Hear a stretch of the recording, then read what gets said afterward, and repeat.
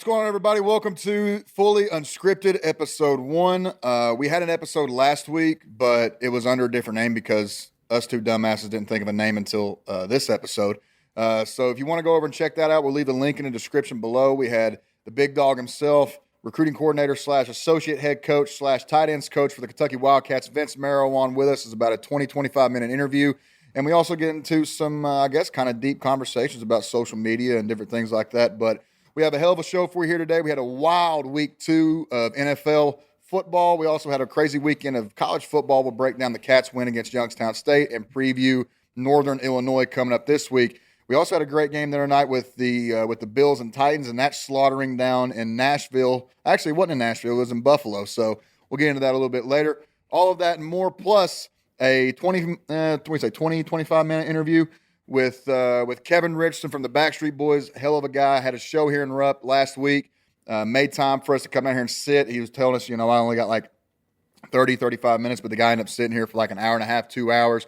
Broke down really in detail of how they got together and how they formed. And, it was really a story of, betting on yourself. So I think that this episode is kind of the same way of, always betting on yourself and making sure that don't have any hesitation for anybody like that to, make calls for you. Yeah, so, we'll preview that interview a little bit more before we jump to it. But that he's shared some things that he's never shared publicly before about how the Backstreet Boys got together and all that stuff. And, growing up watching those guys and how they went from, being unknown to like the boy bands coming on the scene as strong as they did. I mean, them, NSYNC, 98 Degrees, all that stuff started happening like the same time. So hearing the story of how it was formed and how it gained such popularity all across the world, because it started in Europe before the United States. All that stuff's really cool.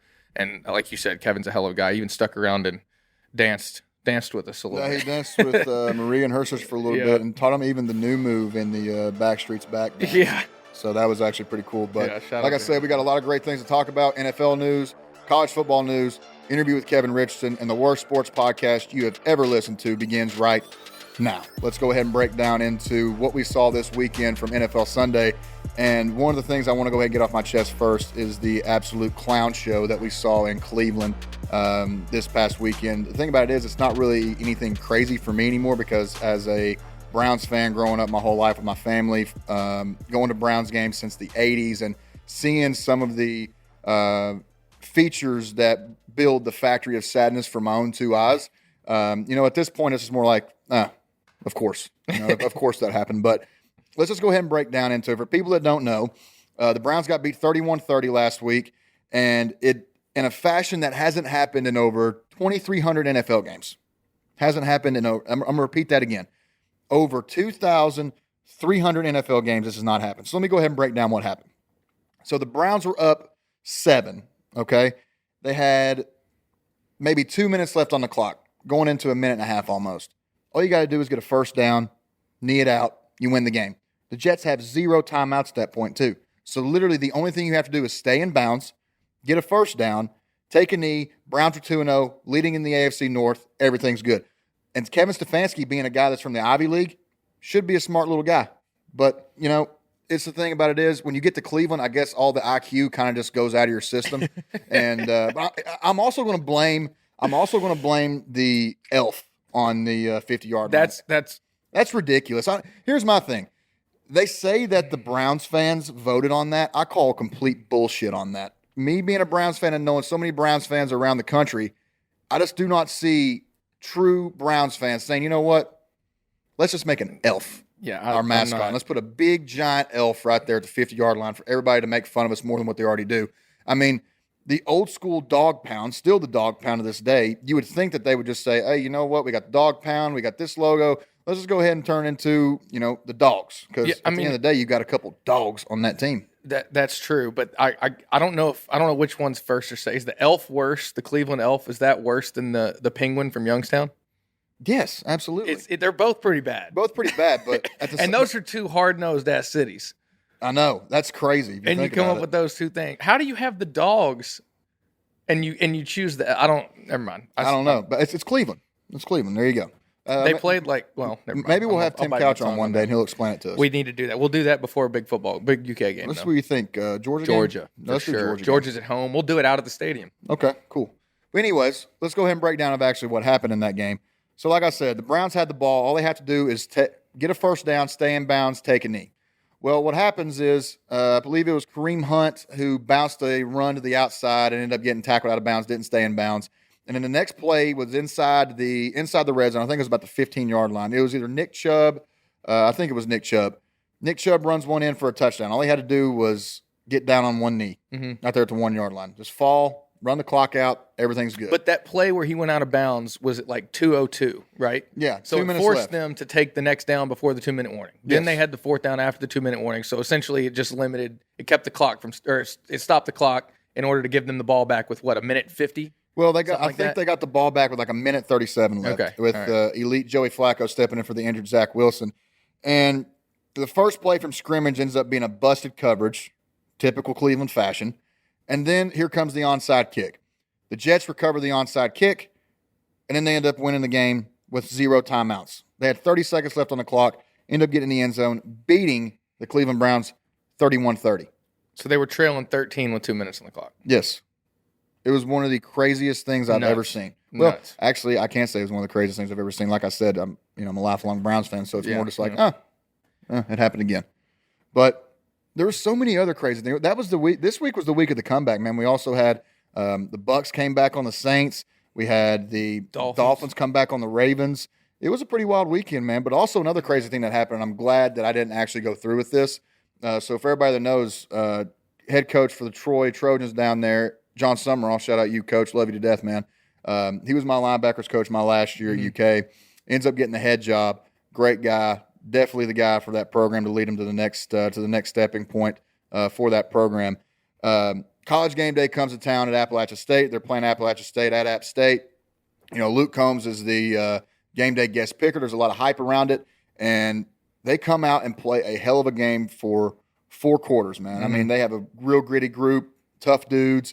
And so a big shout out to Coach Summerall for, bringing the program in that kind of light. So, but I had the text sent out to congratulate him on the win because I was coming back from the game. For some reason, UK was playing at noon this past weekend, and I see the game from Twitter, and Troy actually tweets that, we had a big 4th down stop right there with 1:27 left in the game. So I'm sitting there thinking, okay, game's over. They're just going to knee it out, run it out, ball game's over with. And I had the text typed out to Coach, hell of a win against App State. Good luck next week against Marshall. And something in my head said, do not send that text yet. Game's not over. Do not send that text until you see a final score. And I hit cancel on the text, and then literally 5 minutes later, I get on Twitter, and you see the Hail Mary heard around the world. What the hell is up with App State and pulling out, just magic out of their ass for some reason? Beating Texas A&M last week, and actually Luke Combs even said, gave a Jimbo Fisher a big shout out for saying that thanks for the $1.5 million donation to App State. But then you turn on the game, and it was a typical, Hail Mary fashion, and they did exactly what they're taught to do. For people that don't know, you're not supposed to go up and intercept the ball, not try to be the hero, get your stats padded or anything like that. You're taught to go up and swat it down like you're a volleyball player trying to make a spike over the net. Well, they did that. But unfortunately, when they came down, they spiked it right into the hands of a App State receiver, runs around the group there, gets in the end zone. App State wins. Heartbreaker for Troy. So that was one text that I'm glad that I did not send. But that was not only one of the craziest things I've seen this weekend. Probably the craziest thing I've seen was that Bucs fight against the Buccaneers and the Saints, man. Mike Evans absolutely demolished. What's his name? Deshaun. Was it Deshaun? No, it was Mike Evans. No, the guy that he hit. No, Mike Evans hit the D-back for the. Yeah, Marshawn Lattimore. Yeah, Marshawn Lattimore. And Mike Evans. They love each other. Marshawn Lattimore, the two of them. absolutely got decleated by Mike Evans. And that's not the first time that's happened. If people remember back in 2017, Mike Evans literally ran across the field and forearmed him right in the back. It looked like he had whiplash from hell. I mean, forearmed him right in the back, didn't get thrown out the game, didn't get suspended. But for some reason, sticking up for Tom Brady gets you suspended for 1 game. I don't know how that happened. But hey, Mike Evans, who you want on your team, man. Meeting him in the tunnel when he met Tom Brady in the tunnel after the game. Oh, with the Steve Nash jersey on. Yeah, I love that he's like he was waiting there like, hey, my bad, I Well, the best part was when he actually looked at the referee and was like, "What do you want me to do?" That's Tom Brady. Yeah. I mean, at the end of the day, if you have the GOAT on your team, and the thing about Tom Brady though, the dude's 45 years old and still got that fire, man. I mean, Marshawn Lattimore made the pick, and he started running his mouth. I think Bruce Arians and a couple of the coaches from the Bucs sideline got into it with him, and then Brady was going up to the referee and like, "How the hell is that not a pass interference?" And then Marshawn was like, "Get your ass out of here," waved him off or something like that. And Tom Brady turned and was like, "No," like got in his face, said some pretty colorful words to him, and then the melee ensued. I think the reason why Mike Evans was suspended was because I think that it came down from league officials that he was the reason that melee ensued. Well, yeah, no shit, because if I'm gonna throw a forearm shiver that sends a guy 5 yards back, and then all of a sudden a brawl breaks out, I wonder what started that fight. Yeah, but, I mean, at the end of the day, though, that's good shit to watch, man. That's what makes football to watch. But as a Packers fan, you're probably a little bit excited about. Yeah, I'm actually a little bit. I'm not. I wouldn't say excited. I never want to see a guy. Yeah, like Mike Evans. Who is an absolute dog. Have to sit out. He actually appealed that ruling. So I guess we'll know by Thursday or Friday whether he's going to be playing that game or not. I would say, coming down from league officials of what they said of why he was ejected and suspended for that game, I don't think there's a pretty good reason for him to get that. He probably didn't get that overturned. But unless TB12 himself steps in and was like, "Hey," one little phone call from him. That's it. But as a competitor, I'm with you. As a competitor, I want to compete against a team when they're at their best and beat them. I don't want you to be down a man, so somebody's got excuses to make. So, well, they actually, with him being suspended, the Bucs actually signed veteran wide receiver Cole Beasley from the Bills last year. They signed him to the practice squad, hoping that they can work him out, this week, get him acclimated with Brady, get him acclimated with the offense, and be able to use him throughout the week next week against Green Bay. But, for me, that's what really embodies, being a teammate, being a brother out there in between those white lines. I mean, it is absolute chaos for 4 quarters, and it is the most emotional game I think that you could play in a team setting. And so if I'm a guy that sees that, I'm like, okay, yeah, that's exactly – I mean, I would do the exact same thing in my situation. Like if I was a wide receiver and I had the GOAT quarterback on my team and somebody, wants to take a shot at him, whether it be verbally or, get a shove in on him, I'm going to come in and decleat your ass. So a guy like Mike Evans sticking up for his teammate like Tom Brady, that's the thing that, I would do 10 times out of 10. I'm sure if Mike Evans could go back and do it all over again, I'm sure he would do the exact same thing. And I'm sure that Tom Brady deeply appreciated that. I mean, that's a guy really, if you think about Mike Evans, that's a guy that is really a team guy. He actually took a pay cut to try to bring everybody back for the Bucs. He's always about winning, wanting to win a Super Bowl and wanting to win another one with Brady being there. And dude, Brady still looks good. He's 45, maybe going through some stuff off the field that nobody really knows about and nobody really should give a shit about. But, he is still balling. But what a testament to who he is, though. Like the poise that it takes to play that position, to the effectiveness that he does, and to be patient in the pocket, and all the things that go into that, the mental side of the game, and to be dealing with what he's dealing with off the field and still be as effective as he is. Mental toughness out the ass. Bananas. The guy's like probably why he's such a good golfer. Well, I mean, I'd say a reason why he's so good at golf, football, acting, really anything he does, is really how much discipline he has in his life. Like I don't think I've ever seen more of a disciplined athlete, especially when it comes to taking care of their body off the field and in the off-season programs that he does. I mean, I think I saw the other day where he spends like 1.5 a year on his recovery, on his health, on his workouts, on different things like that. I know LeBron spends $1 million. I know Russell Wilson spends around $1 million. So, and the thing about it is, if I had that kind of money and I could afford the best recovery system possible, why not spend the money on that? Because that's what's making you the money. That's exactly what I'm saying. That's going to keep you going in recovery. So, you can rejuvenate yourself. Have the months in the off season and say, I just took a beating. Let's get in this program. Let's get in the right diet. Let's get in the right training habits. And then, that's why he's still 45 years old out there slinging the gun or slinging the rock around. So, very disciplined, very, very poised. Like you said, back in the pocket, not rushed, doesn't look like he's 45 years old, to be quite honest with you. Yeah. So, I mean, kind of piggybacking the last 2 points, you talked about Bruce Arians, them bringing in a veteran to replace Mike Evans for next week, possibly. We've had, older quarterbacks that are poised and veterans that have gotten to step back up. Both of them Super Bowl winning quarterbacks, actually, that have gotten to step up because of injuries. Trey Lance going down for the Niners and Zach Wilson going down for the Jets. You got Joe Flacco and Jimmy G, who've both won Super Bowls, that are backup quarterbacks that are now starting going into week 3. Has Jimmy won a Super Bowl? Oh, I'm sorry. He's won Super Bowl. did he win as a backup with Brady in one of those with the Patriots? Yes, he did. Was he on the Yes, he did. Atlanta team? He did, but admittedly, I was referring to when he went to the Super Bowl with the Niners and lost to the Chiefs. I misspoke, but I meant when he lost to the Chiefs as a starter for the Niners 3 years ago. So two, veteran quarterbacks that are both, kind of phasing out and we're playing a backup role this season that are now being called upon to step up for their teams and are winning. Speaking of stepping up for your team, how about Jimmy G's agent stepping up for him? That's exactly. I looked them up. That's what I was looking up just a second ago. Don Yee and Carter Chow. Both of them need a bigger percentage than whatever they're getting. They need about 1.2 pay raise. Go ahead and give the details on So for people that don't know the contract situation with Jimmy G, so everybody knows that once Trey Lance was drafted by the Niners, there's always been a quarterback controversy of who we're going to go with. Do we go with Jimmy G? Do we go with Trey Lance? And the hype that he has coming out of college and this and that. And so they went with Jimmy G last year.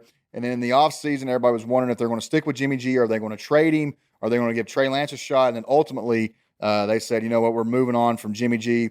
Trey Lance is our guy now. And everybody in the world was expecting, especially with the Deshaun Watson situation in Cleveland, everybody thought that Jimmy G was going to go somewhere. I mean, you had Carolina needing a quarterback and Baker Mayfield ended up going there. Then you needed Cleveland needing a quarterback, and now we have, Jimmy or Brissett back there. Mm-hmm. And we have Brissett back there for Cleveland. And you were thinking, where can this guy fit in? And they're thinking, no, let's keep him for, almost basically like an insurance policy. If something were to happen to Trey Lance, let's make it to where, it's worth his while within his contract to stay with us and keep him happy. Well, the contract reads that for every game that Jimmy G enters and plays more than 25% of the snaps, he automatically gets paid $250,000. And then if he wins that game, he gets another $100,000. So Jimmy G is going to be making $250,000 a game from here on out, no matter what. And then if he wins, it's another $100,000. So he has the potential to make $350,000 each and every single game. But on top of his contract. On top of his contract. Yeah. That's just an incentive. That's ridiculous. So shout out to his agents for making that happen, man. Yeah. I mean, that's big time. That is absolutely crazy. But you also saw a lot of UK players making some big plays this week. And I know we were just talking about the Bucs and the Saints fight, but when that fight happened, I'm pretty sure the Saints were up 30-3. And then after the fight, the offense for the Tampa Bay got rolling. Shout out Mike Edwards stepping in front of that ball and getting his pick six. I think Mike is one of the only, and I could be wrong, correct me. I believe Mike is one of the only safeties in the NFL today that has had a pick six in each of his years in the NFL so far. So that's impressive. I mean, the guy's a ball. What year is he in? He's in year 4. No, he's in year 3. This is year 3 for him. Okay. I mean, that's pretty damn impressive. Yeah, that's awesome. I mean, and then you had Josh Allen down in Jacksonville. He had 2 sacks and a fumble recovery. Logan Stenberg got his first start for the Detroit Lions, and Dan Campbell and the Detroit Lions up there. What a great win! Did you see that? Did you see that video in the locker room after Dan Campbell talking to the players and shouting out Dan Skipper and all those guys? You mentioned it to me, but I haven't seen it. If I were to have my choice to play for any coach in NFL, it'd probably be Dan Campbell. I mean, that guy, he's not and here's the thing. People could say, oh, he's a player's coach. Mm-hmm. Well, there's 2 different ways to go about looking at a player's coach. There's a player's coach who literally lets the program run wild by the players, and there's no containment or respect between the coaches and the players. And then you got a guy like Dan Campbell, and I'll even piggyback to say a guy like Mark Stoops, that's built on mutual respect. You come in and work, and you put in the time, I'm going to give you your time, and I'm going to give you a pat on the back when you need it. But it's also going to be a lot of tough love in there too, but I think that's what a lot of guys need these days. And then you see, everybody watched Hard Knocks, of course, and you saw the passion that Dan Campbell had. You saw how much fun he had with his guys and how much it looked like how fun it was to go and play for a guy like that. Mm-hmm. So after the big win, they come in the locker room and, he's talking about, man, it's only one, man. We got one win. Hell of a job today. Enjoy it. Let's get back to work, man. How long did you practice that in the mirror? None, dude. I'm telling you, I can pick up on people's voices. If I hang around or hear you talk long enough, I can pick it up. If me and you keep hanging out the way we do, I'm probably gonna have a good impression. I don't know that I want to see it yet. We need to bring Stoops in so we can do that in front of him, because I know we got a good story about that in the team room one day. Yeah, that was pretty funny. But anyways, so I want to explore this a little bit further, real quick, for just a second. So, a lot of people forget, when you get into watching sports, how big of a business it actually is, right? Oh yeah. And what you got to realize is a guy like Dan Campbell, that relationship that he's got with his players, they're his subordinates, if you will. They play for him. He's the coach. We know that dynamic since Pee Wee football and T-ball and everything else all the way up, right? But they're coworkers now, and a lot of those guys in that locker room are making more money than he is. Like when you look at it from a perspective of his livelihood, his family's livelihood depends on the performance of these guys on the field.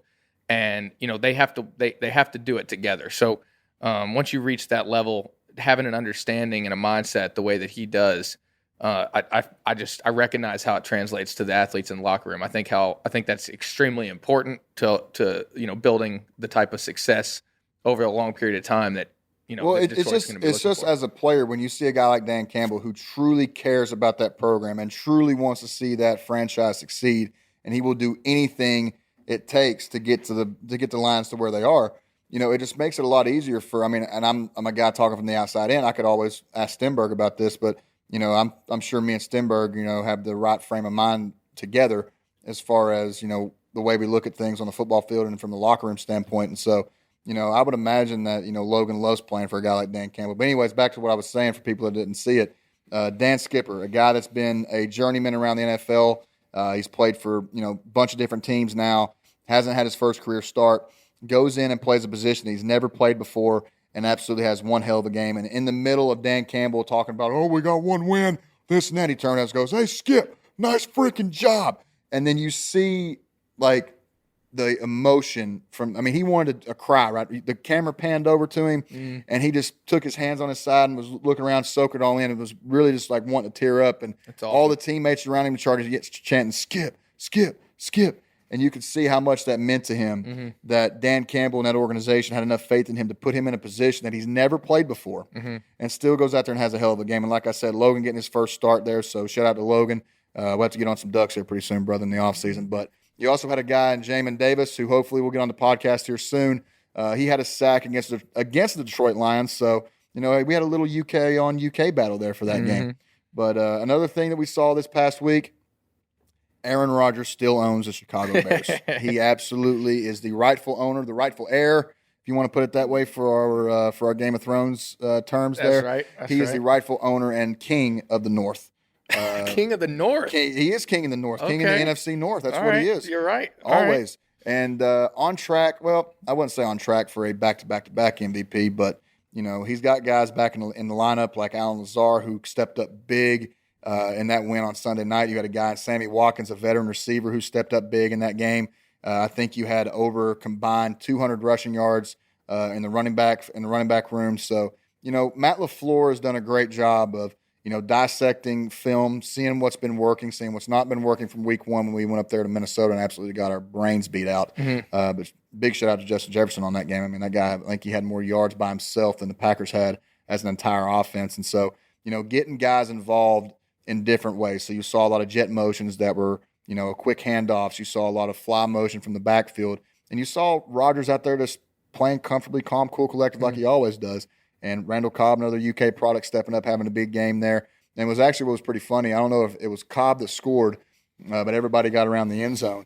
And they were pouring shots out. Yep. And it seemed like everybody was falling over like they were drunk. Well, Aaron Rodgers, him being an ayahuasca guy, they poured his shot. He took his shot. And he started going, started feeling the the spirits running through him. But Randall caught the pass that set them up for that touchdown. But I can't remember the receiver's name that caught that touchdown pass. But that was a great celebration. That was pretty funny. They showed that quite a bit on. They said he made the whole thing about that, man. It's kind of been like a big topic in the offseason. Like when he finally came out and said, I credit my MVP season to basically tripping balls all offseason in South America. So maybe we need to take a trip to South America one day. You got something we can hunt down there?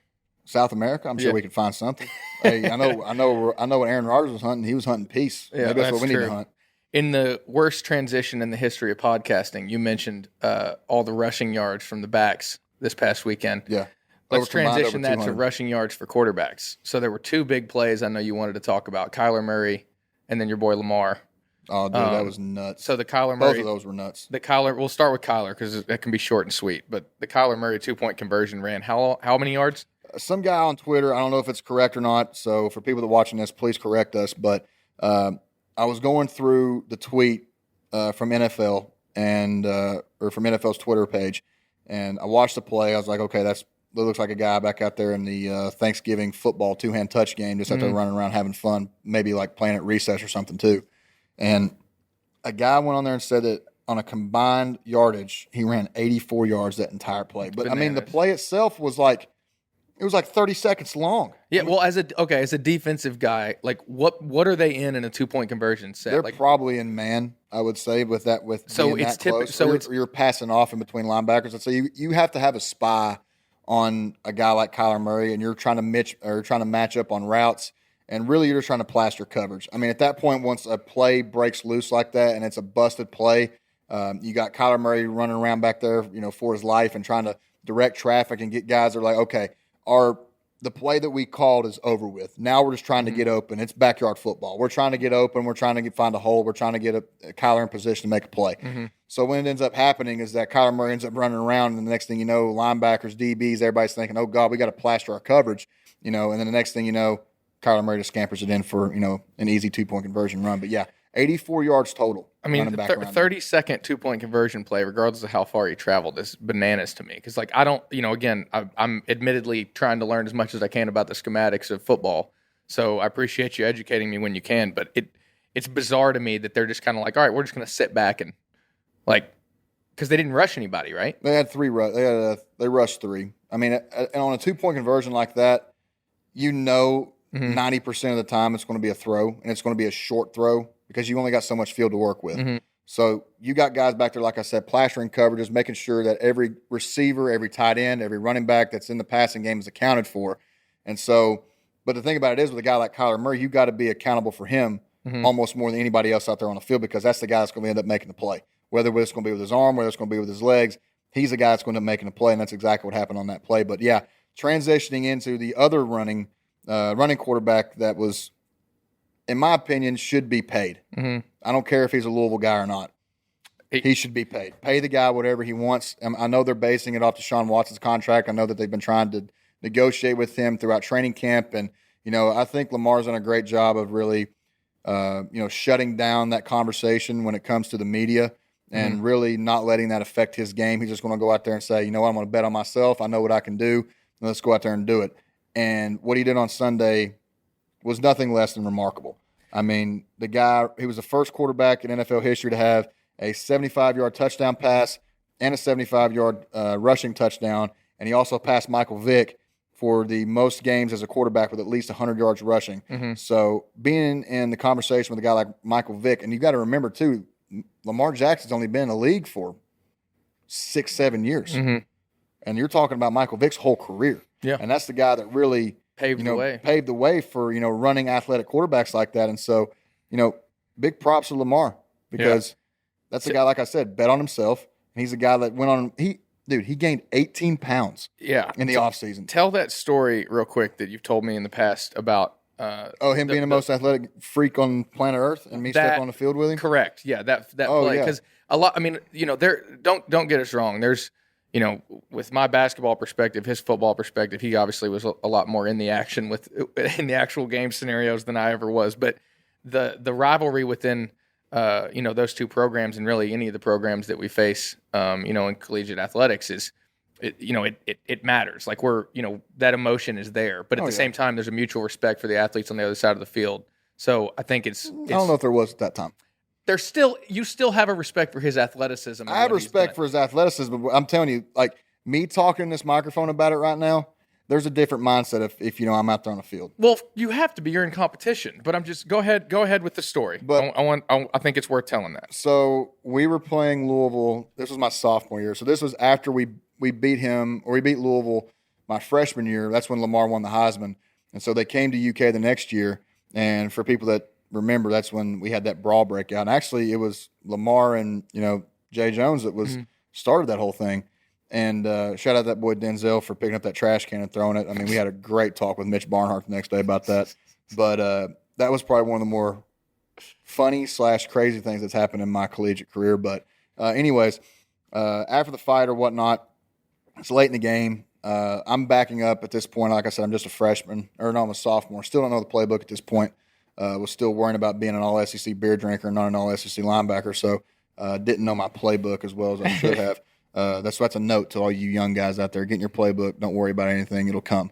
But anyways, so Courtney Love, who I was backing up at the time, something happened in the play where his helmet came off, and obviously, you got to come out for one play once your helmet comes off. And so they send my ass out there, and Lamar's probably back there looking at in the backfield going, oh, yeah, there's my bitch.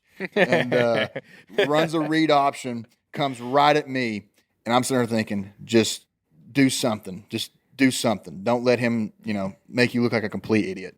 Well, he didn't make me look like a complete idiot, but he did make me look like an idiot. And so he just put the 3-piece and a biscuit on me, like, boop, boop, boop, and then got around me a little bit. But, I reached out and I held on for dear life of his jersey, and I still have a picture of it to this day of me just like getting shook out of my shoes and Lamar with a ball pulling it over my helmet and trying to make a move, but I still got that death grip right there on his jersey. And then my boy Devontae Robinson came down and helped me make the play. And the way that the tackle ended up was that I was on top of Lamar, and Lamar was looking back up at me, and I just looked at him. I said, holy shit, you won the Heisman. He just went, yeah, like that. And that was it. Got up. I go off to the sideline. I'm like, I was in on a tackle against the Heisman Trophy winner, dude. Let's go, bro. But, they ended up winning that game. And just for a side note, that was the only time that they beat us in my career. There you go. Hey, yeah, throw those up real quick. But anyways, like I said, Louisville guy or not, the guy should be paid. Man. There is nobody else in the NFL like him. You can say Patrick Mahomes. You could say, Josh Allen or whatever and what that not. But, just from a freakish athlete standpoint, Lamar Jackson, hands down, the freakiest athlete out there in NFL, especially in the quarterback position. I know that, we watched Josh Allen do his thing last night, and he's got a stiff arm from hell. He's also got an arm that can sling it, 3/4 of a mile over a mountain. But, just from and the thing about it is they wanted Lamar Jackson to be a receiver coming out of college. Oh, I know. And another thing, bet on yourself. He's like, no, I'm a quarterback. Like, that's what I'm going to do. Yep. And so you see what's happened now. And like I said, they're trying to base the contract that he's wanting off of Deshaun Watson's contract was over $230 guaranteed. And, to be quite honest with you, if the Baltimore Ravens want to be able to continue to see that kind of success and get back to the height of, AFC championships and Super Bowls and win some Super Bowls, you got to pay $8. And you got to get some weapons around him as well. But, you already got great weapons around him. You got a great defense around him. But all you need to do is make sure the number 8's happy. If number 8's happy, you're going to be just fine. Yeah. So yeah, he's balling. But we're gonna pivot to last night. So you mentioned him, and he's throwing to Stephon Diggs, who I don't know if you saw what he said, what he mouthed to the camera after the game, but he was like, "I'm him." Yeah. I don't think many people can deny that right now. But I want to start this conversation off with a couple quick stats for you. Okay. So Titans by the numbers versus Buffalo last night. You ready for this? Yep. 1 trip to the red zone, 2 muffed punts, 3 yards per rush, 4 turnovers, 5 total rushing first downs, 6 total TDs allowed, 7 total points scored, 8 TFLs by Buffalo, 8 penalties on the Titans, and 10 years since they started 0-2. They gave the ball to them I think you had a tweet last night saying that the Titans didn't even want to have the ball. They didn't want the ball. They didn't even want. We jokingly say that when you have a turnover, but they literally muffed 2 punts, got picked off. I think what did I say twice, and they held and a couple fumbles. And you held King Henry only 25 yards rushing off 13 carries. That just doesn't happen with a guy like that. No. So, but Sam Martin must just have a special I don't even know what he does with that football because they couldn't track it. No. Some of those dudes are but the one dude I can't remember his name, but he's a rookie punt returner. But he fell down trying to track the ball. Did you see that? I did see that. But here's the thing. Here's the thing I'm going to say though. We're 2 guys on couches talking about it. I'm sure it's a hell of a lot harder. I'm not. I'm just saying the Titans are good. Derrick Henry is a monster, and he couldn't get anything done. You just have an off night like that. But they happen to have an off night against that Bills defense, though, man. Team. I'm telling you, that's why I drafted the Bills defense for you. Yeah, you did. Appreciate that. Dude, I'm telling you, I'm smoking people. That's why I was telling you. I drafted you a hell of a freaking team, dude. I'm like, bring me as a GM, bro. I got you. I'll bring you in. But that Bills defense is something else, man. Adding a guy like Von Miller who has that experience not only as a Super Bowl champion, but just as a vet throughout the league and knows what it takes to get to that kind of level and that kind of success. they were beating them so bad that he was taking selfies with fans during the game. Like the game wasn't even over yet, and he was over on the sideline like taking selfies with the fans. I didn't see that. That is a bigger flex than any kind of trash talking will ever be, is knowing that with there's 12 minutes left in the quarter, 12 minutes left in the game, you're over there engaging with fans taking selfies. But, Von Miller said, countless of times, of how he feels at home in Buffalo. And I can only imagine, and you hear so many people talk about it. I have a close friend who's within the Bills organization, and they always say that being in Buffalo just feels like a small town vibe, that everybody kind of knows everybody, and they just want everybody to have a good time and succeed. And so I remember somebody asked me hanging around my buddies one time, if you could play for any team, who would you want to play for? And I was like, well, I think you were talking about it last week. It was me. Yeah, you were talking about it last week on the podcast, you said program aside, and with that kind of fan base, that kind of support with Bills Mafia and how crazy they are, I mean, it kind of, you can't just sit there and say, yeah, I wouldn't want to play for that team. And with a loaded roster like that, with a loaded coaching staff, knowing that, week in and week out, you're going to go out there and dominate. Whether you end up winning or losing the game, you're still going to dominate. But, playing for an organization like that, playing for a team like that, and for fans like that, it has to be pretty damn fun. Well, actually, I'll tell you who's the guy to ask about that. We'll bring in Stevie Johnson, another former UK product. I love that guy. He's awesome. That was. I used to throw up this thing. Handle biz, have fun. Shout out that man Stevie Johnson. That dude. He was one of my favorite players to watch growing up. Yeah, that was nuts. Well, that wraps up our NFL talk on NFL Sunday, also Monday night. Now we're going to break it into our 20-minute interview with Kevin Richardson. Actually, it's not a 20-minute total interview. It's the best 20 minutes that we have. We're actually going to post the entire interview, which is, like we said, like an hour and a half. As it's separate entity, it's separate on YouTube videos. So we'll leave the link in the description below for that. But it's going to be a good one, man. I'm pretty excited for people to hear this. I'll say it 100 times. Just phenomenal guy. Like he some of the interviews we've done in the past and we're going to do, and it feels like like one of these guys. And we just sat here on the couch and had a conversation. It was cool. And like you said, he was going to give us 30 minutes. Stayed here for damn near 2 hours and.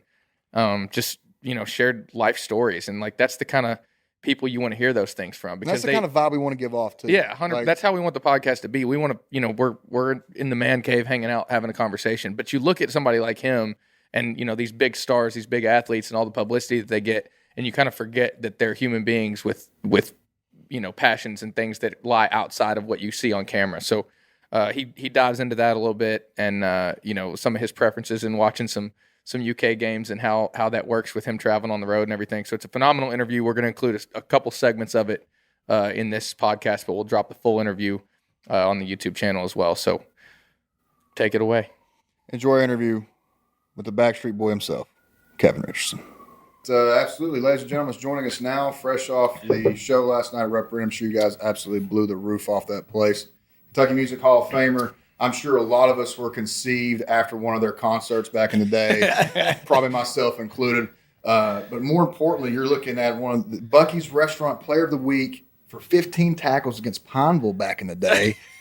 Nobody other than Kevin Richardson, lifelong Kentucky fan, man. Appreciate you coming on with us. Hey, man. I appreciate you giving me them stats, man. That was a good game. I was Defensive Player of the Week that week. So was that in Pineville? No, I was at Estill County. Oh, man. And actually, that was our first game of the season, and we were breaking in a brand new field. We were the first year to play on that field. Oh, really? Up on top of the mountain there? Well, Or was it down there below?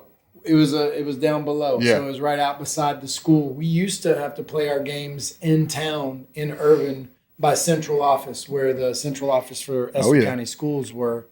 We had like a city pool there, and that was the old high school back in the day, and that field was really old. Like, it was so old that when you ran from one side to the other, there was such a hill in the middle. When you went down the other side, if you were on the sideline, you couldn't see the dude running down the sideline. Oh, wow. That's how. Talk about a blindside hit coming at you. Exactly. So that first game was our first game at the new stadium, and ironically, Estill County just got a brand new facility upgrade. They went to turf. So they just they opened that. They had a ribbon cutting a couple weeks ago, and I was trying to come in for it, but I was on tour. So that's awesome, man. They just got a new turf field. So that's dope. I know I played baseball up there against them one time, and it was the first and only time I've ever seen somebody have like a live heart attack, like during the game. Really? Umpire, straight up, just straight heart attack. End up having to have Estill County's coaches end up umpiring the rest of the game. Wow. Probably one of the more crazy experiences I've ever had in sports, to be quite honest with you. That's crazy. Bizarre. What year was that? 2013 or 14, I believe. Somewhere around in there. But I do know it was hotter than hell that day. So, I mean, could have been a heat stroke as well, but I know it was hotter than gates of hell. But yeah, man, we never played your all school when I was at Estill County. When I played football there, we never ventured over y'all's way, but we played like Breathitt.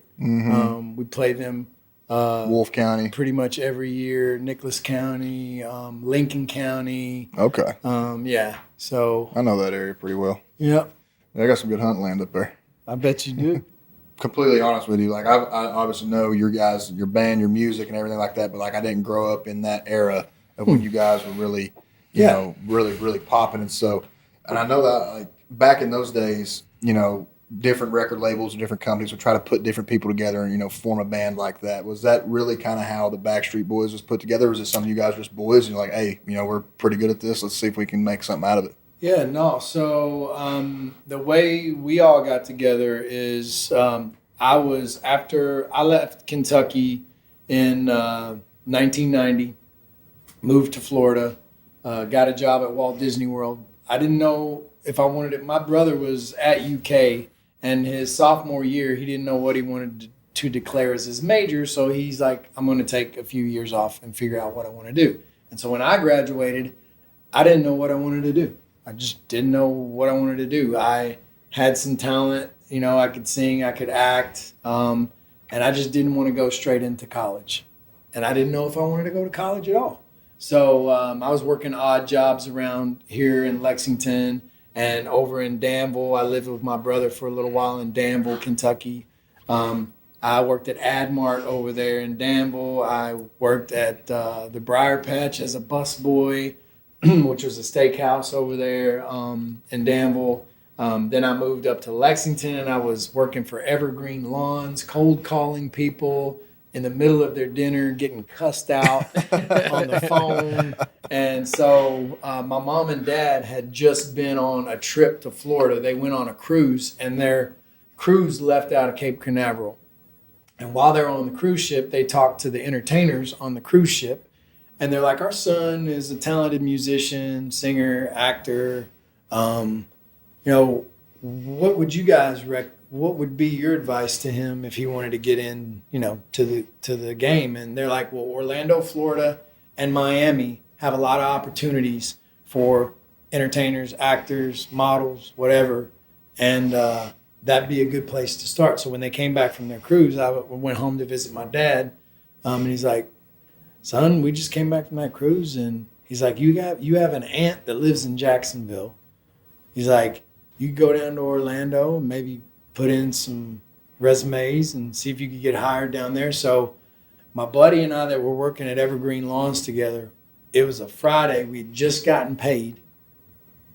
We put in our notice, loaded up his El Camino, his 1980-something El Camino, and drove to Florida. And I got a job at Disney, started working there.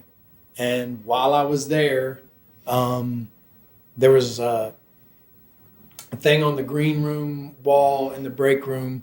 If you want to make extra money, they're looking for atmosphere people for a convention show to get people up and get them dancing. Big convention. Orlando's a huge convention hub. Mm-hmm. So at that, just by chance, I went and to make some extra money, I met a young lady there whose husband worked for an entrepreneur who was putting a small independent label together.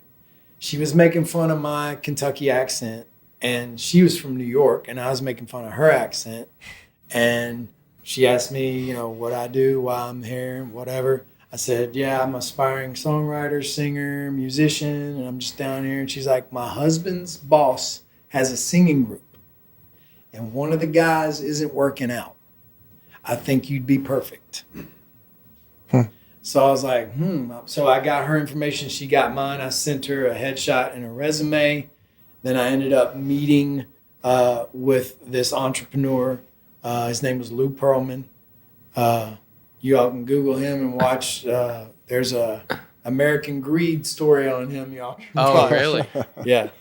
So he's not still around with you? No, he's not. But we can talk about that. But met with him. Then I met the guy. I went and saw the guys perform. And they were all young, but they could sing their butts off. And they were singing harmonies. They were talented. And so I went back to his house after we had dinner. I played him all my demo tapes. I played piano for him. I sang him a few songs. He's like, I think you'd be perfect. If you want to do this, I can give you a per diem, because I was working 2 jobs at the time. He's like, show me what your expenses are, and I'll give you some living expenses. Pay your living expenses, and you come to the studio every day and you write and you work with these guys, and we'll see if we can get you guys signed to a record label. And so that was in 1993. That was like January of 93. And then a few months later, there was another guy in the group that was about my age. I was 21 at the time. He's like, man, this ain't going to go anywhere. We were on our way back from rehearsal. After rehearsing, spending the day in the studio, he's like, I don't think this is going to go anywhere, man. I'm out of here. And that's when you called Brian. So he quit. And that's when I called my cousin Brian, who was at the time a junior at Tates Creek High School. And Brian and I grew up, our families, my mother and his father, brother and sister. And we all grew up singing in the church and singing at weddings, and just our family's musical. We sing. That's, it was just part of what we did as a family. And so I knew he could sing his butt off. And I had just been up here for my brother's wedding, where I sang a solo at my brother's wedding, and Brian and his mom had sang in the wedding. And I hadn't heard Brian sing in a while. And I was like, wow, man, his voice has gotten really good. And so when this opportunity came, I called him. And then he came down. That was April of 1993. So 29 years ago. That's crazy. So it's a long story. That's a crazy. fantastic But that's story. how it went down. And the other 3 And were obviously the there other already. guys, he did put them together. Right. He put them together. It didn't work. And we came in, and it just kind of naturally. So you got a little bit of trying to form and put it together and force it. But Destiny came in, I believe. Destiny came in, and then me and Brian came in, and that was it. That's unbelievable. But he did not have a label. So basically, his first cousin was Art Garfunkel from Simon and Garfunkel, this Lou Pearlman. He owned a company called Airship International, which had the Bud 1 blimp, the Bud 2 blimp, the Shamu blimp, and the Fuji blimp. So they were blimps that would fly over sporting events. Right. It used to be just Goodyear, but he owned that company that had the Bud blimps and the Shamu blimps, and that was his main business. But he was a frustrated musician. He could play, and he always dreamed about, having a career in the music business. So he wanted to start his own label, and this was his first project. But we got, so basically he funded the project, and then once we got enough momentum and got enough performances under our belts, we would go up to New York and audition for record labels. Went out to LA and auditioned for record labels, just sing a cappella, Boyz II Men, Shy, Jodeci, whatever, and sing for them. And nobody was really biting. And so we went, we got an opportunity to go out on a school tour across the U.S. You know how if your school wants to raise money for fundraisers, raise a little money for the school, you'll do a magazine drive where they'll give you a big pamphlet and you go knock on doors and you sell magazines. Well, the school that won that magazine sales drive would get a free concert. And so it was us and 2 other groups. There was a female R&B group that was signed to a record label, and then this other rap group that was signed to a record label, and us, and we were unsigned, but we got an opportunity to be on this tour. And so we went all over the U.S. Playing for middle schools and high schools. And that's when a buzz, so our management would video us and send it to labels, and they'd video the reaction of the students and the crowds. And so that got a little interest from some labels. And we had a show in Columbus, Ohio for, some big youth organization. And there's 2,000 kids there, and we had a band, and we came and we played that. And a representative from Jive Records came and saw us, and after the show, signed us on the spot. And that was in 1995. And the rest is history. That's awesome. Yeah. That's incredible. Awesome. That's awesome. awesome. Did you? I mean, have you told that like to that depth? Because I've never heard that. Not the whole story That's like that. so No, cool. bits and pieces throughout the years in interviews, but never front to back like that. I was long-winded. No, Sorry that's but awesome. that's how it went down. That's awesome. That is so cool. So the Kentucky boys saved the day. Is what you're saying? I mean, we were the missing That's piece, so cool. You know, that's so cool. So how? Yeah, so and that it worked. how long after the formation? That's 2 years, I guess you said. So the group formed in '92, but then I came on board in '93, and Brian came on board later in '93, and then we were signed in 1995. And then our first single came out the end of '95, and it like charted on the dance charts in the U.S. in like the 50s or the 60s, but in Europe, it took off. And so we went to Germany to play a festival show there, and we couldn't believe it. We were playing an arena in Germany, and when that song came on, those people went nuts. So we were only supposed to be there for a couple of days. We ended up staying for a couple of weeks. Then we got the opportunity to be the opening act for an established artist in Germany. They call it the GAS territories, Germany, Austria, Switzerland. This guy was touring around that area, so we started opening up for him. And so we were only supposed to do that for 2 months. But then in the middle of opening up for him, we got an offer from a promoter over there to do our own tour. So we were only supposed to be gone for 3 months. We were in Europe for 6 months. That's nuts. So we packed our bags in Orlando. We're only going to be gone 2 months. And we didn't come back home for 6 months. And so it started really blowing up in Europe. And so during that time, we recorded the rest of our album, released an album over there. Can't remember if the album came out in 95 or 96, but that was our very first album. And it's so crazy. We'd come back home and land at the airport. We'd leave the airport in Europe, and there'd be mobs following us, like the Beatles. It was crazy. Yeah. I'm not exaggerating. It was crazy. They would mob us at the airport, and then we'd land at the airport in Orlando. It was like no one. Crickets. Like we call it crazy. U.S. no fan land.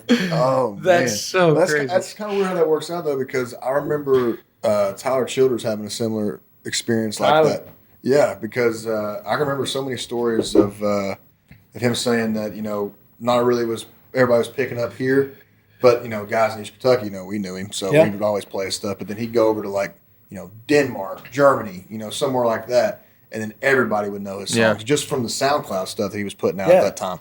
And I was just like, man, He's that's back here crazy. Saturday too, right? He just dropped a little teaser on his Instagram He's the other released day. one. So my buddy is actually opening for him, or one of the opening acts for this Saturday. He's back in Louise in his hometown. Nice. Putting on I think it's a beneficiary concert for all the flooding. Good back for home. him. So I didn't realize that. That's good. But, That's awesome. I met Tyler when he worked for Longwood, which is they go tear down cabins and barns and refurbish the wood and then sell it and put it in bars. And you probably got some of the wood. Probably. My man, cousin yeah, actually but- works yeah. there. But Right I now. met That's him where Hall because works. he was on the crew, and my buddy George Gatewood, I don't know if you know him, but he's like, man, you got to hear this kid pick and sing. So I can't remember how many years ago it was, but it was when he was on George's crew tearing down barns and cabins. And then George, I heard him sing, and then George is like, he's going to be a superstar. I thought he's got it. I'm like, yeah, he's got it. And so I introduced him to some folks down in Muscle Shoals, Alabama, who were songwriters and stuff. And everybody, that's the thing. When I met him, I was just like, you're going to have a lot of people coming at you. Mm-hmm. Right. But he navigated all that so well. He did. That's one thing I always give Childers credit to is that. Because you're going to have people looking at you like a dollar sign. Right. And he navigated that so well. I'm so happy for him. I am too, man. It's crazy how he had the one song. I think it's, I think it might be White House Road, and that was one of his songs that he first came out with, and it goes platinum every year. Every single year it's a platinum record. So it's like he's writing not just songs, and the way that he expresses it, it's almost like it's exactly what it is. It's East Kentucky folktale. It's part of the culture, sitting around with your grandfather, your dad or somebody, and hearing these different stories from people you've never heard of or stuff that may not even be real, and he's just put into musical harmony and just basically just telling a story, and people have taken off with it. Because I can remember back in the day when he would play at the V Club in Huntington, and we would try everything we could to try to sneak in there before they started checking IDs.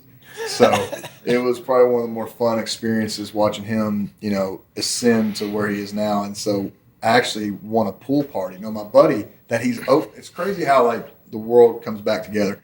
So my buddy that's opening for him, or one of the opening acts on Saturday, Tyler actually taught him how to pick and sing a little bit. If you hear some of Luke's work, he kind of, very favors Childers sound a little bit, but in his own unique way. But he won this pool party when we were in high school, and I just started getting recruited at the time. So, and at that point, we didn't know what Twitter or Instagram or hardly any of that shit was. And so we were just treating it like any other thing on the internet. You're like, well, you can talk, reach out to anybody. You can talk to anybody you want to. And so I literally just on a blind note just reached out to Childers like, hey, Luke won this pool party. Would you mind coming to sing for it, for, a couple minutes? And he's like, yeah, man, no problem. And I remember we charged people like $5 at the gate, people to come in.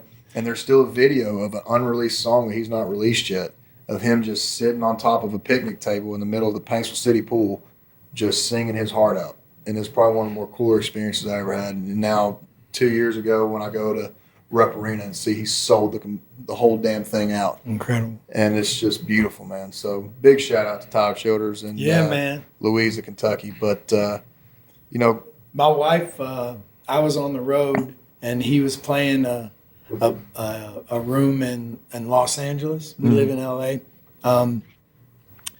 We don't live in the city, but we live in LA County. And so my wife and some of her friends went and saw it, and they just thought it was so wild. The mix of people that were there to see him in LA.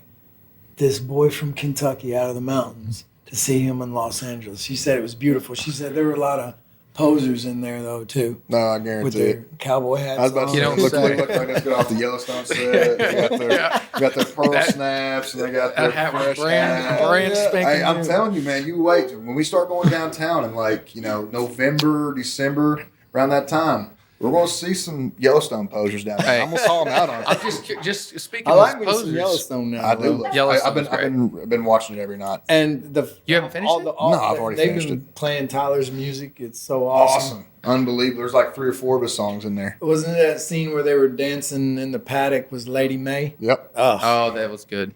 And then they Speaking of posers, you don't have one speck of dust on those boots.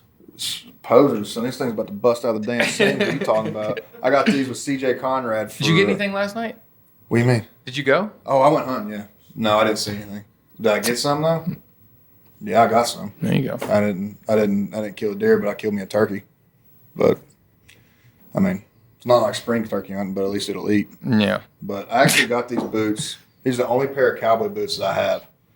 And I got them in 2016 with CJ Conrad. We were actually being cowboys for Halloween, and the only boots that I had at that point were Red Wing work boots, because that was, for some reason, that was a style in East Kentucky growing up back in those days. Oh yeah, my dad wore Red Wings to working, to Going church, out, everything. to dinner, yeah, whatever. Whatever it was. And so I got these, and they've been to hell and back, but they haven't broke yet. But when I watch you guys perform, obviously, you guys are a very active group on stage. And you guys are constantly moving. And I've talked about, the preparation stuff guys like Josh Allen, those guys did.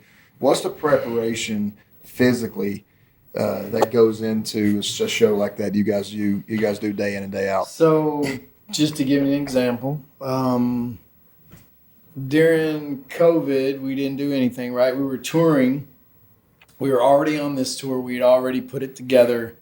and it was up and running. And then COVID happened, and we shut down for 2 years. So during those 2 years, I was pretty sedentary. I didn't do a lot. I didn't do much. I was watching Netflix and eating. And so my touring weight is like around 185. That's where I'm light and sprite. But I got up to 210. Oh, big bulking season. Yeah, I bulked up. And so when we started, when we knew we were going to go back out on the road and we had our rehearsals set up, we rehearsed for 25 straight days. And mind you, this is a show we already knew. We already knew the show. Already did it 10 times over. We'd already done it. We'd already performed hundreds, not hundreds, but, over.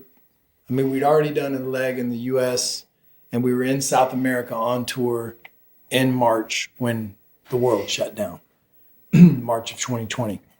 So we rehearsed for 25 days. In those 25 days, I was on a strict diet, and I went from 208 to 187. In 25-day span? That's crazy. 25-day span. That's not bad. We were rehearsing. We were on our feet about at least 6 hours a day in a rehearsal space with a mock-up of our stage. And just, it's like game reps, just getting reps and getting in shape and getting our cardio up and getting going and getting the moves back in our body because it's muscle memory. Right. But because we hadn't done it in 2 years and we needed to get in game shape.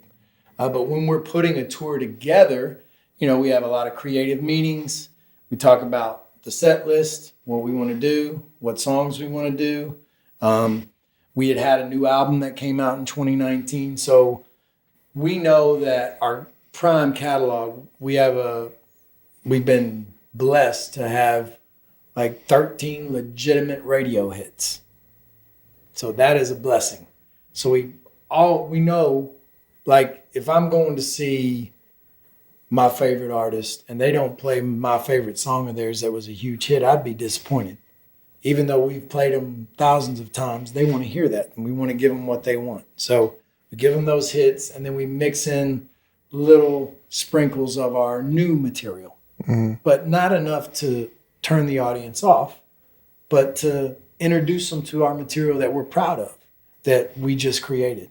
And so we get the set list together, and then we start working on the stage design.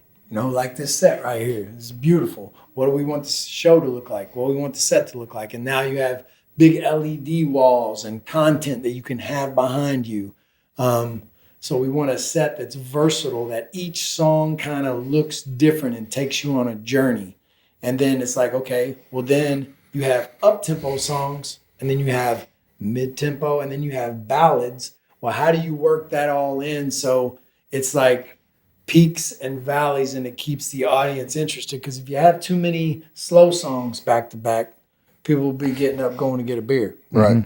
So you got to keep them interested. Keep them entertained. I mean, you all did the. I don't have And to so tell we you. do that planning stage, and then boom. And the moves and the choreography that we do, like music videos that we did back in the day, our dance videos and stuff, we have choreography that the fans know, that they grew up, that they recognize, Maria knows that that's you recognize, step to step. Yeah, that you recognize, and we keep those in there. But then, as dance crazes and things come in and out of popularity, we try to work in new moves, but we're not spring chickens anymore either.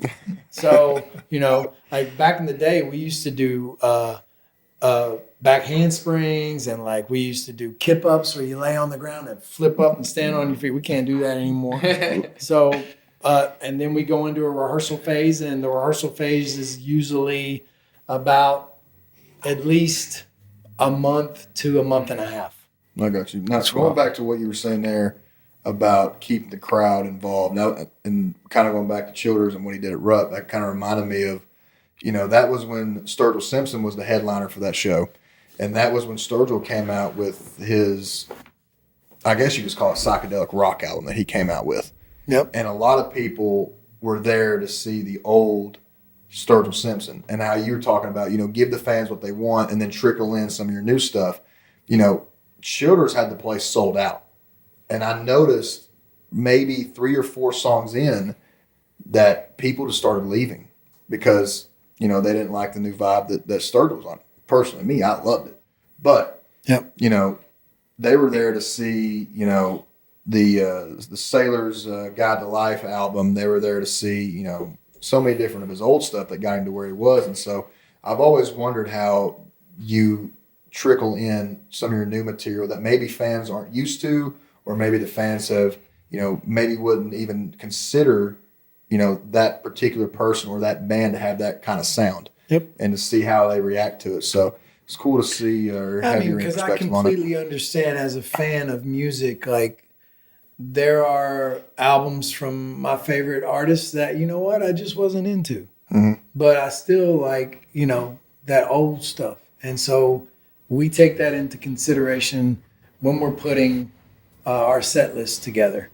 And that's what we do. Well, there's a reason why you guys haven't had to reinvent the wheel. I mean, you guys have been going since '93, still kicking, still going strong. So you guys are doing something right, man. So we're doing all right. To both of your points, the set list was exactly what it needed to be to keep everybody Appreciate engaged. that. I know that you know that. Obviously, you've perfected it after this long. But they would go, like you said, slow and then upbeat, new and then old.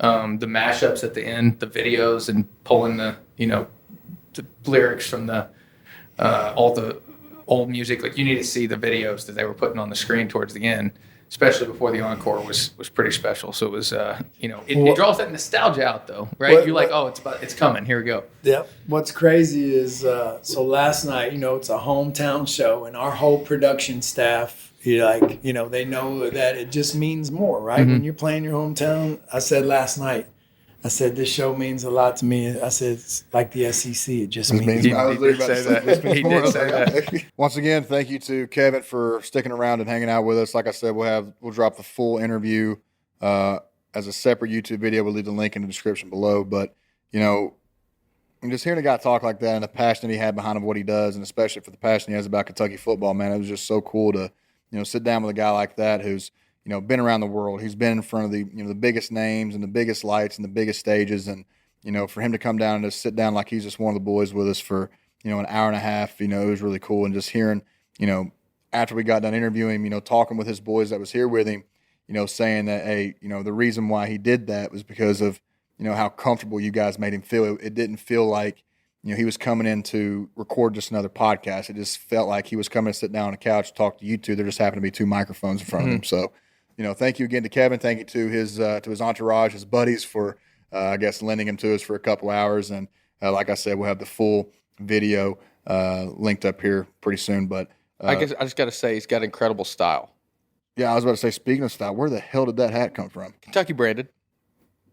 Oh, we're doing brand shout-outs now. Okay. I mean, you asked. I go take a piss and I come back and the guy's in a complete bucking hat, looking like all the hell you've given me for my hat that I wore this to the tailgate 2 weeks ago for opening day. Which, by the way, our tailgates are pretty lit. You guys should come in and hang out with us sometime. This weekend's going to be special. We'll get into that here in a minute. But yeah, I had to, if he's going to wear it, I'll bust mine back out. I'm not hating. I mean, I wear a hat everywhere I go. You are. I'm not hating. That's bro. all right. Trust me, I'm not a hater. It's all right. But I got a photo. Don't forget though, I still got a photo of you in the Jon Snow winter cape. Yeah, but situation. So that's fine. All right. I got a video of you passed out in the club. The game was at noon, man. We got there at 8.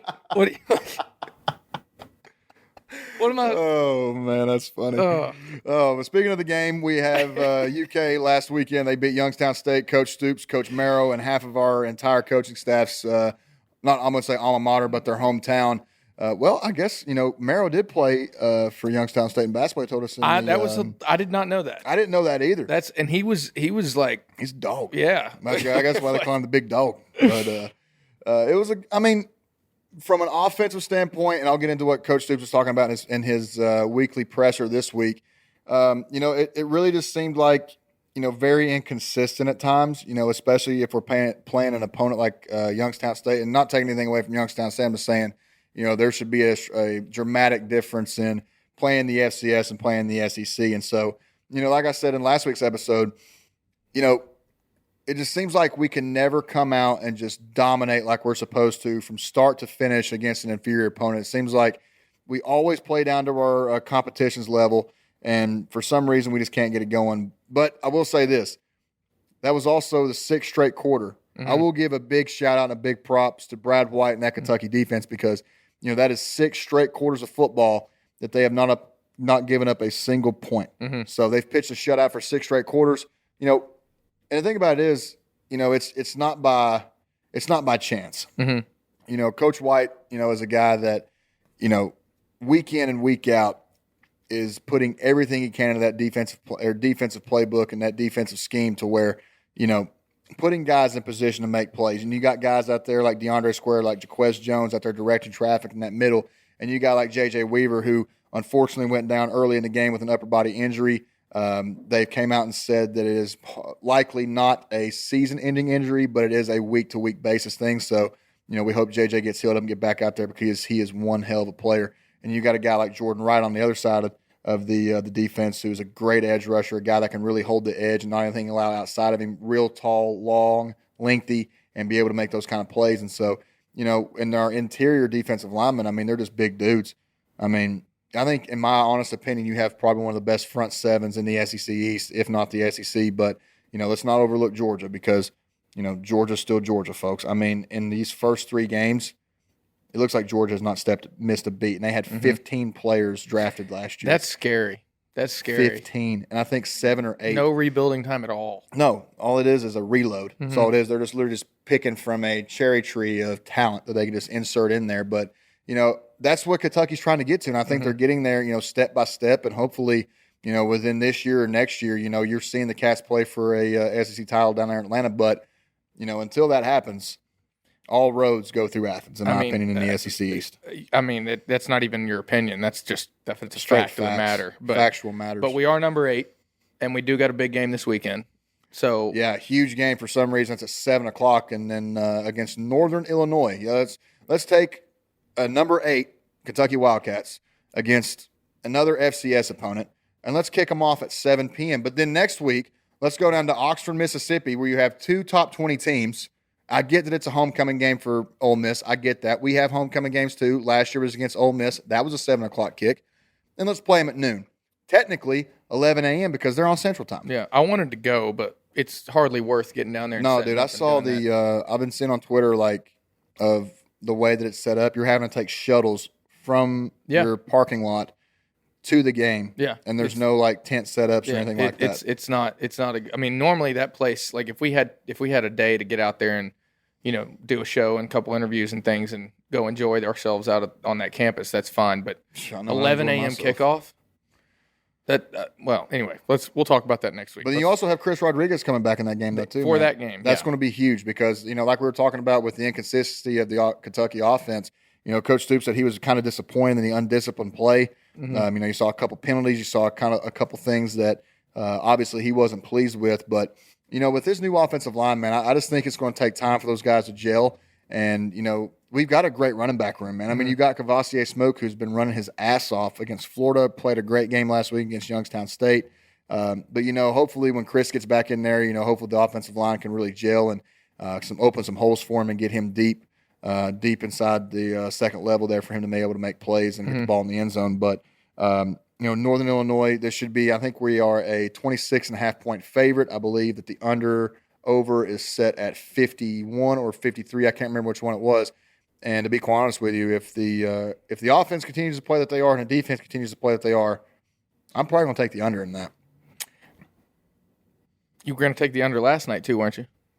No, I was not going to take the under last night. I thought we talked about that. No, that was the Eagles game we were talking about. Oh, okay. Yeah, that's fair. And I did win that one. So that's fair. Unfortunately, though, sports betting is illegal in Kentucky for some reason. So, well, I guess we won't do it then. Okay. So you speak for yourself. Anyways, so let's transition that into our tailgate because, like I said earlier in the show, I think we have a pretty cool tailgate, bro. We have a great tailgate, and we actually have time to enjoy it this week. So we're going to be out there in the orange lot, front row of the RV section.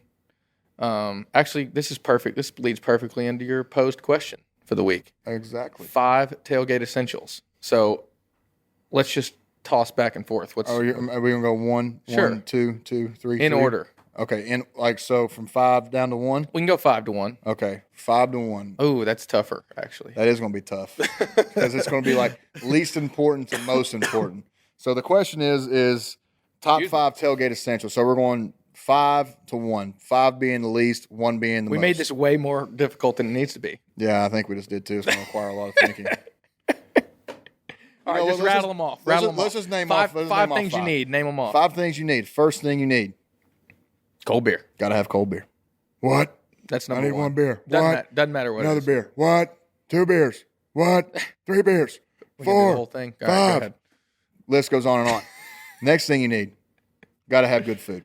Good food. Good beer, good food. I'm bringing the Kinda goes Blackstone hand in hand. again. We did breakfast tacos. Yeah, those are fire, by the way. We did breakfast tacos last week because it was a noon game, so we had to do breakfast tacos and mimosas. This week, we need to come up with what we're going to do. But the Blackstone, my grilling, I can do deer steaks this weekend. We can do deer steaks. Yeah, We can do real tacos. Do deer steaks and tacos. beef shredded chicken. I'm down with that. Do some shredded chicken in a instant pot or I something. can't drink too much beer, or I'll end up seeing that later. But Yeah, fair enough. But anyways. yeah, my Blackstone is up there. My Blackstone as my you say good food. I'm going to throw the Blackstone. you're gonna throw the Blackstone. Okay, so we'll put that as like a grill. Yeah, grill or, food. a Something top. to drink, a Something way to to eat. eat, something Yeah. to eat. Number Something 3, to- got to have good tunes. And Yep. speaking of good tunes, we have my good buddy Luke Trimble, who has been on the off-season podcast. Actually, was on episode 1, up and coming. I wouldn't call him a country singer. I would call him more of like a Americana version, more like Tyler Childers and Chris Stapleton. No, I'm not Chris Stapleton. He's a country guy, but Tyler Childers, Sturgill Simpson, that kind of vibe. And he's actually about to come up with his first EP here pretty soon. So I think it'd be pretty cool to have live music out there. I don't think that anybody else does that. To be honest with it's gonna you, be great. We'll have him a mic and speaker set up. Well, he's got his own. He's got his stuff too. So Yeah. the only thing we got to really bring is a speaker, which we'll have there anyways. Always. So beer, food, tunes. Cornhole. That's not on my list. It's on the list. That's not on my How is list. it not on the list? Because I'm too busy and doing other things. I'm too busy drinking. I'm too busy, hollering at moms. I'm just too busy. All right, we're gonna have cornhole and we're gonna have beer darts. I'm gonna introduce you to beer darts this week. Yeah, you were telling me about that yesterday, and I'm kind of intrigued about that whole setup because, the way you were talking about it is, it's not, from here to the William Tarr bottle. It is from here to let's say the back light. It's a little shorter than a cornhole toss, but you're throwing a dart at a beer can, and if you hit the beer can and you pierce the beer can, beer sprays out, and the person whose beer you had chugs it, or the person whose beer you threw it at chugs it. So is it one can of beer? It's one. So you two are sitting on us two are on a team, right? There's 2 more sitting in soccer mom chairs, your favorite phrase, across the way, 15, 20 feet away.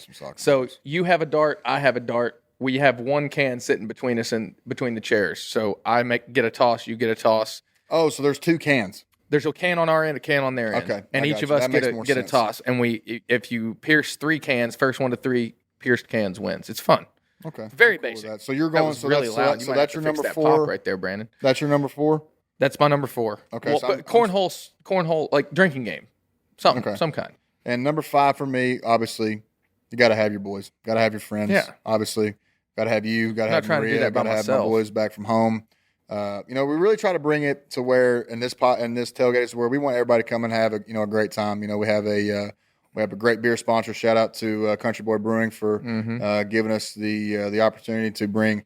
How many beers did they give us last 162. week? 161, 162 beers. So, I don't think it was 161 because Yeah, it's odd number. I'm just not even going to address that. But I think it was 162.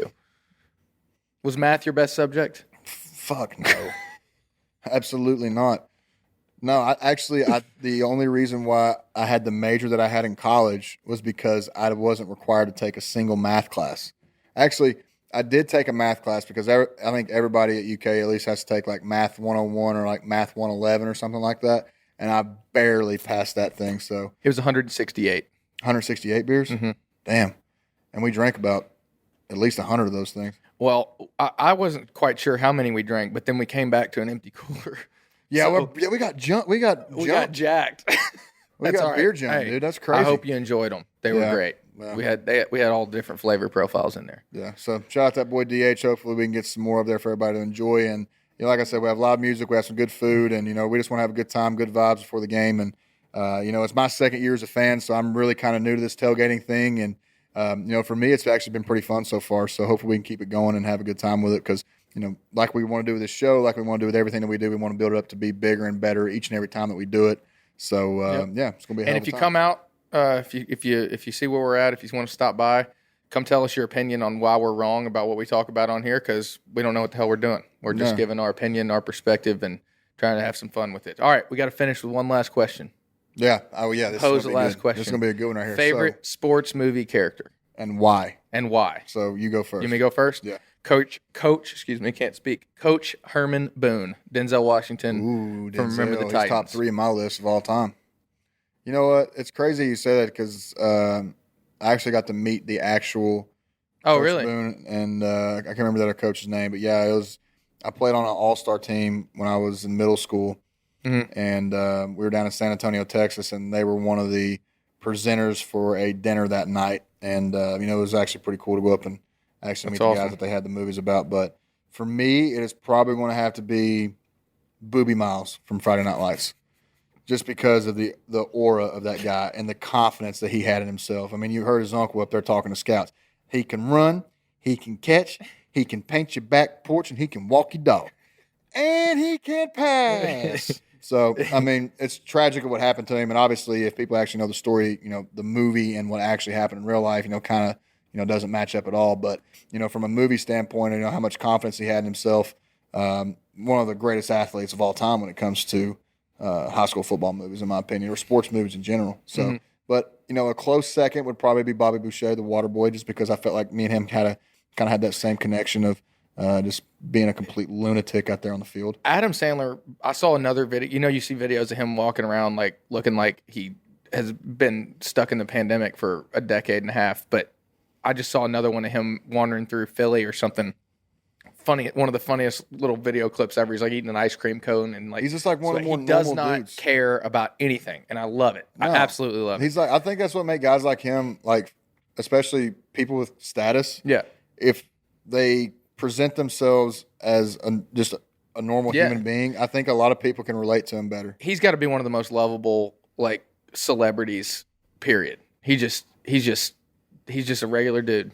That's just really, really good at what he does, and that's so commendable. But love him. He's hilarious. His new basketball movie on Netflix is awesome. I need to watch that still. It's really cool. They did a good job. They did a really good job. Speaking of movies, and while we have this, let's go ahead and let's talk about what me and you watched last night.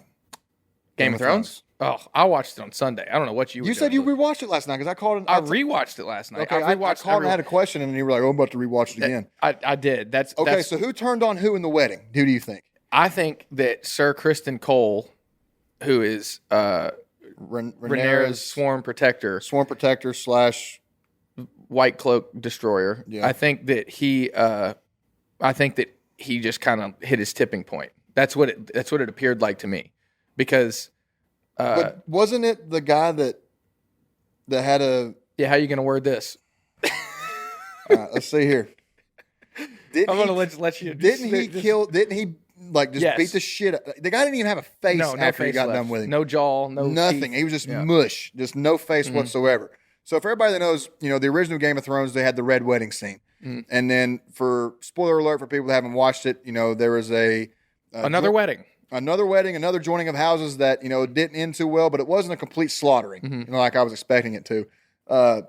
But so he killed the guy who was in a relationship with the now husband of Rhaenyra, who the knight was protecting. Correct. So he was. And he came up to him before that and said, "Hey." He threatened him. He said, "Hey, I'll keep your secret if you keep our secret." Yeah, that's what I think set him off. I think he threatened him.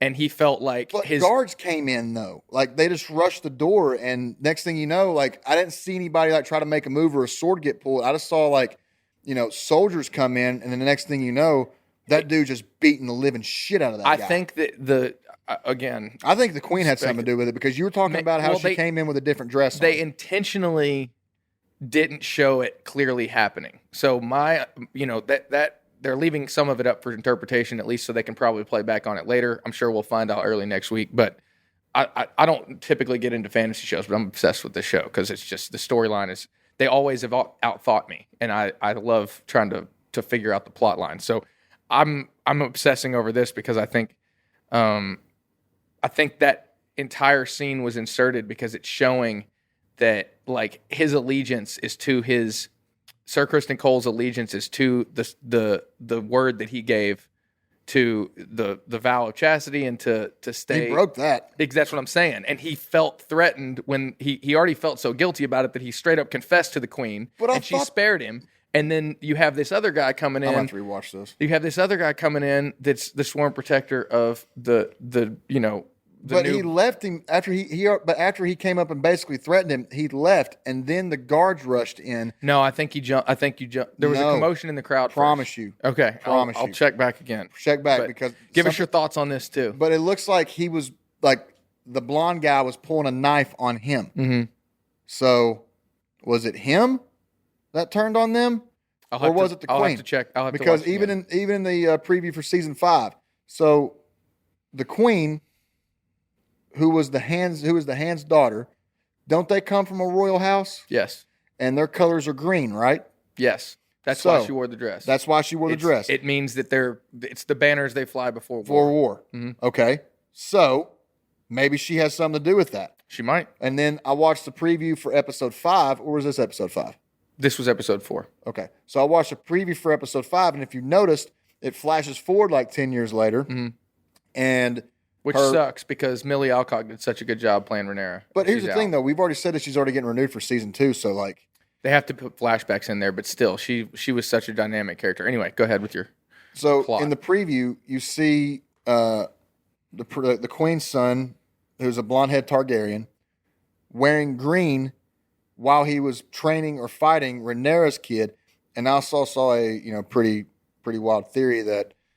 So the guy that picked her up and saved her from that event at the wedding, spoiler alert, I think those are her kids. Like, those are his kids that he has with him there. I don't think they're Sir Kristen Cole's either. So I think they're. I know we sound like a bunch of nerds sitting here talking about sirs and lords and everything like that, but I promise you, and the thing about it is, I didn't want to give this show a chance because of how bad Game of Thrones pissed me off from the beginning, of how it ended the last season it came out with. Because I literally, like I was telling you, I spent my entire summer catching up on that shit, mm-hmm. and then for it to end that way, I mean, it really because for literally, I was at dinner with my buddies last night. We were talking about it. He's like, "Man, I think I'm gonna start it, Game of Thrones." I was like, "Don't! You're literally wasting your time." They're gonna ride this pony till it collapses. Oh, though. Dude, they're gonna do all kinds of spinoffs on. Oh yeah, because like I was telling you, I texted you earlier today. I said, "Dude, this Targaryen family tree is huge. There's no way they're gonna be able to cover all this in like 4 or 5 seasons." No, they're gonna have it's gonna branch out. So, it's going to branch out. Jon Snow's drops on the Jon Snow spinoff drops on January 1st, so that's going to be interesting too. Did you see that? It drops on January 1st? Mm-hmm. Dude, let's go. Yeah. That's going to be They're going to overlap. There'll be a break, I think, between House of the Dragon and that. Like the first half of this season will probably take a break somewhere halfway through this, but we'll see. Either way, I like to come up with theories, so this is a show that keeps you guessing, keeps you on your toes. Don't fall in love with the character; they'll kill them off. No, it's kind of just like in an NFL locker room. Don't get too close to the teammate because one day he could be there and you're having dinner and everything. Next thing you know, his locker's cleared out and he's gone. That's right. So, but speaking of locker room, speaking of football, let's go ahead and give a prediction for this week's game against Northern Illinois. Like I said, we have a 26 or 25.5 point favorite. What is your prediction score? We cover. You cover. You're not going to give a score. And who's your MVP? Let's say 36-7.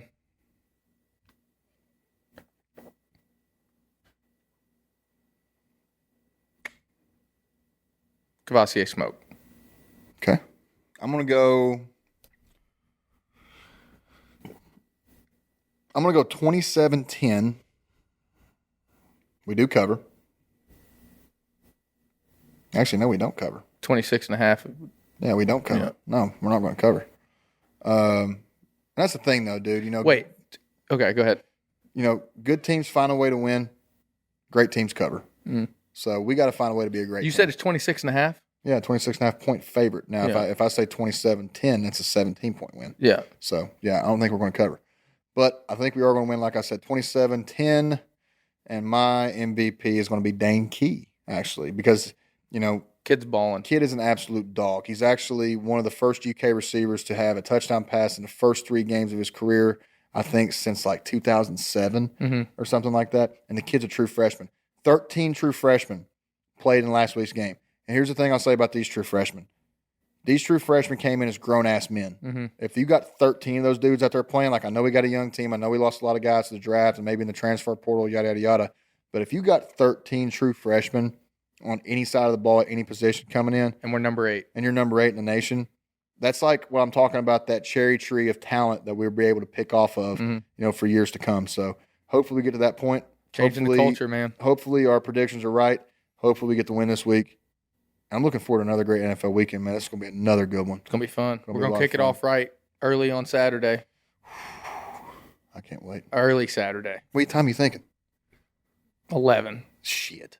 Todd time. Okay, Todd time. If he says 11, we won't be there till like 4:30. But anyways, we appreciate you guys listening to episode 1 of Fully Unscripted. Weekly episodes coming, weekly guests.